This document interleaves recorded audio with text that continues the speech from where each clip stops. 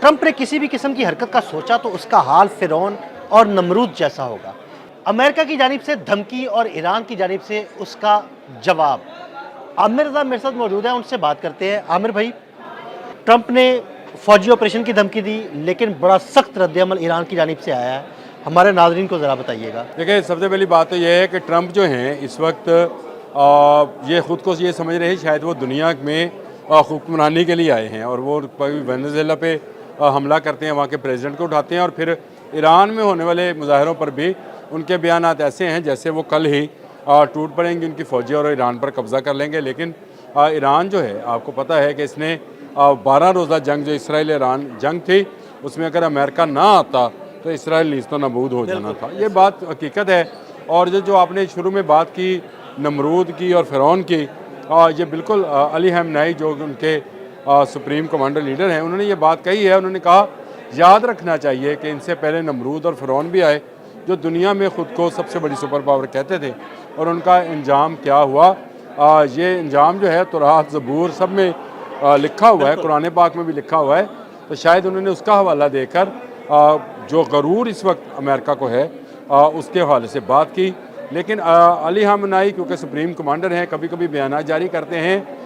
बड़ी बात यह है कि कल पार्लियामेंट में, ईरानी पार्लियामेंट के अंदर उनके स्पीकर ने एक स्पीच की। मोहम्मद बाकर बड़ा बयान उन्होंने दिया उनके जी मोहम्मद बाकर जो हैं बालिनाफ उनका नाम है जी। उन्होंने कहा, और उन्होंने कहा कि जहाँ जहाँ से अमेरिका हमला करेगा हम वहाँ वहाँ उनके अड्डे जो हैं तबाह करेंगे। देखें, फ़तह मिसाइल उसके पास है, और ये फ़तह मिसाइल वो टेस्ट कर चुका है इजराइल के ऊपर। तो इजराइल से दूर तो कोई ममालिक नहीं है। आप मुझे बताएं, अगर कतर से हमला होता है तो क्या कतर में जवाब नहीं दिया जा सकता? एक मिसाइल कतर के ऊपर से गुजारा था, सिर्फ खप मच गई थी। यानी आमिर भाई, मैं सॉरी आपको यहाँ पे रोक रहा हूँ, क्या हम ये समझें कि अमेरिका के धमकियाँ या हमले के जवाब में ईरान ने अपने मिसाइल फिट कर लिए हैं? ये बात आपने बिल्कुल सही कही। जो है इस वक्त ईरान फ़ौजी लिहाज से बिल्कुल ऐसे ही है। उनके जो सुप्रीम फ़ौज के जो सिपह सलार हैं, या उसको आर्मी चीफ कह लें, उनका नाम भी खamenei है। और उन खamenei ने भी ये बयान दिया है कि उनकी फ़ौजें बिल्कुल तैयार हैं।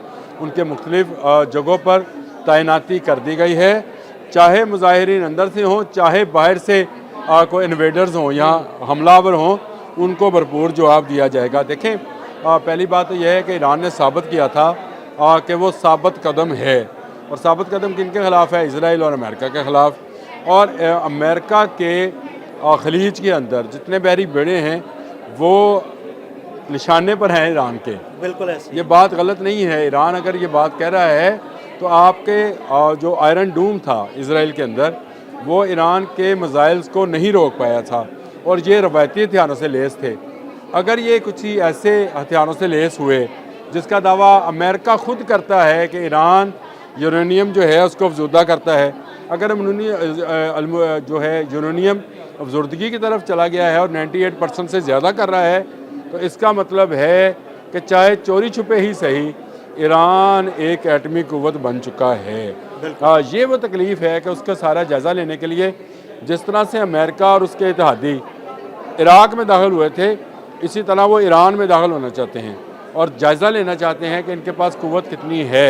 लेकिन ईरान इराक़ नहीं है। याद रखें, इराक़ में उस वक्त भी एक मार्शल एडमिनिस्ट्रेटर बैठा हुआ था। गो के सद्दाम हुसैन ने बड़ी बहादुरी के साथ मुकाबला किया था, लेकिन थे वो काबज़ ही उस मुल्क के ऊपर, और वहाँ पर उन्होंने ही जवाज़ पैदा किया कि मगरबी दुनिया इकट्ठी होकर आ गई। आप अगर अब पिछले एक हफ़्ते के बयानात को चेक करें तो मुझे बताएं, क्या यूके ने बयान नहीं दिया कि वेनेजुएला में रशियन जहाज़ को रोकने के लिए उन्होंने मदद फरमाई थी? यूके, फ्रांस और जर्मनी ने तीनों ने मिलकर ये बयान नहीं दिया कि वो ईरान में होने वाले मुजाहरों के अंदर तशद्दुद पर, यानी हुकूमती तशद्दुद पर वो जो है गहरी नज़र रखे हुए हैं, और वहाँ पर उनकी इतलात के मुताबिक अगर ज़्यादा कत्ल व गारतगरी हुई तो हम अमेरिका का साथ देंगे। तो ये वो सारी लैंग्वेज है जो इराक़ के लिए बोली जा रही थी, वही लैंग्वेज अब ईरान के लिए बोली जा रही है। इससे पहले अगर इराक़ और ईरान के दरमियान का कोई इलाका देखना है तो फिर आपको लीबिया देखना होगा। लीबिया में भी इनकी यही हरकत थी। तो ये जो ममालिक हैं, ये आहिस्ता आहिस्ता अपने पंजे बढ़ा रहे हैं और मुख्तलिफ ममालिक पर कब्ज़ा कर रहे हैं। और जहाँ तक आपने कहा ईरान, तो मैं अब दोबारा इस बात को दोहरा रहा हूँ, ईरान इराक नहीं है।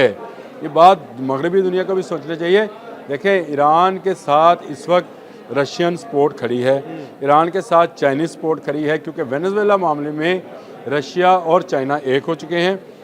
इस वक्त भी जिस वक्त आप और मैं बात गुफ्तगू कर रहे हैं, 3 कुव्वतों के बहरी जहाज़ एक चौथे मुल्क में जमा है, और जहाँ जंगी जहाज़ हैं ये कौन से ममालिक में जमा हैं? जिखे ये जमा हैं केप टाउन में। केप टाउन है साउथ अफ्रीका के अंदर, और वहाँ किस किस के जंगी जहाज़ हैं जी? ईरान, चीन और रूस, ये बहरी जंगी जहाज़ हैं।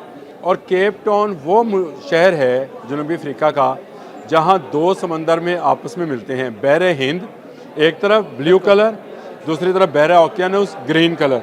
और मैं वो केप लाइन देख कर आया हूँ जहाँ पर जिसका कुरान में भी जिक्र है कि 2 समंदर हैं, आपस में मिलते नहीं हैं।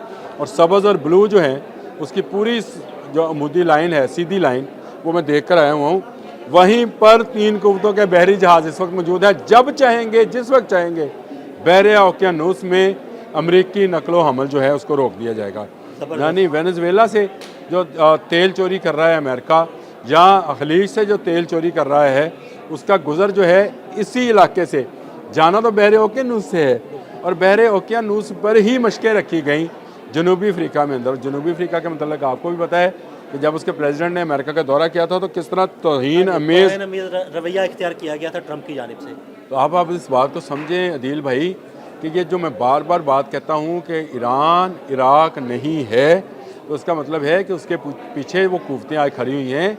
आज साउथ अफ्रीका में अगर इनके बहरी जहाज़ इकट्ठे हैं तो इसके पीछे कोई तो वजह है कि साउथ अफ्रीका, ईरान, रशिया, चीन, ये कुव्वतें जो हैं ये शायद अमेरिका को रोक के रखें और अमेरिका को आगे ना बढ़ने दें, बल्कि उल्टा अमेरिका जो है एक बड़ी आलमी जंग की तरफ दुनिया को ले जाना चाहता है या धकेल रहा है। ये जो धक्का है ये ख़ुद अमेरिका को भी लग सकता है। बहरे ओकियानस के ऊपर इन 3-4 ममालिक के बहरी जंगी मशकों का मतलब ये है कि आने वाले वक्त की जंग बहरे ओकियानस में हो सकती है, और इसका आगाज़ अमेरिका ने किया है, ना रशिया ने किया है, ना चीन ने किया है, ना साउथ अफ्रीका ने, ना ईरान ने। तो अगर आप जंग को खलीज फारस तक लेकर आएंगे, यानी ईरानी समंदर तक लेकर आएंगे, तो ये जंग जो है बहरे ओकियानस तक चली जाएगी, और अगर ये वहाँ तक जाती है तो ये एक आलमी जंग है।